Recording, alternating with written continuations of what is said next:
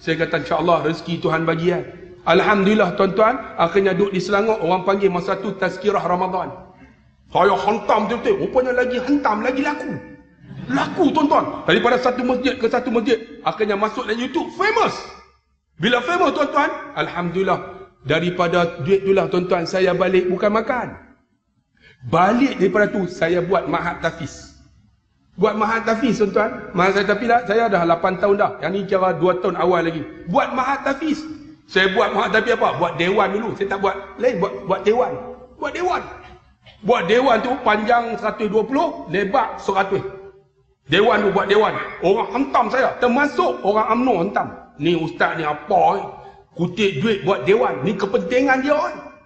Saya tuan-tuan duk fikir, aku buat ni bukan kepentingan aku, untuk sekolah. Sebab apa? Kalau buat sekolah saja, nanti nak kutip duit macam mana?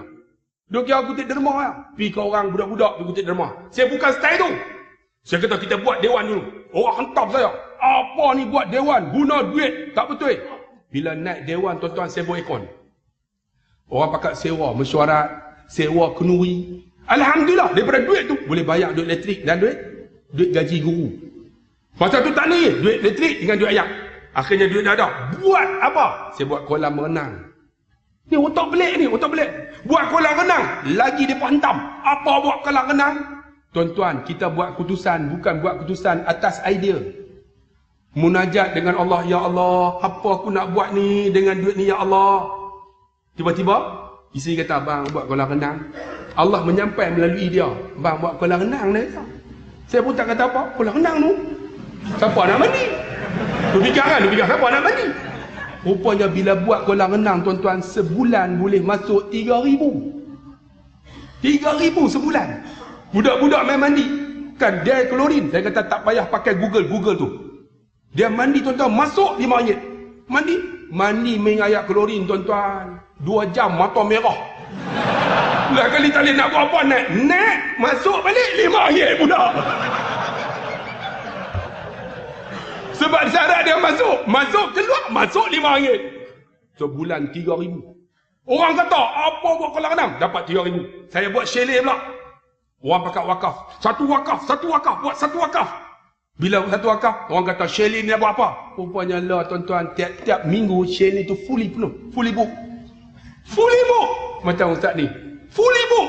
Alhamdulillah tuan-tuan, akhirnya saya fikir, aku nak buat apa ni? Buat gelanggang memanah. Orang kata, ya apa ni memanah ni? Sekarang ni orang pakat main training tuan-tuan.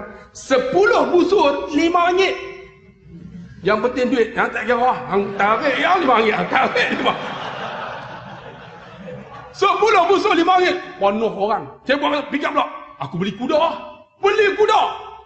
Orang kata, lah ni apa ni beli kuda? Siapa nak naik? Rupanya ni tiap-tiap malam tuan-tuan kita buka daripada pukul 7 sampai pukul 11 kuda ada. Orang naik.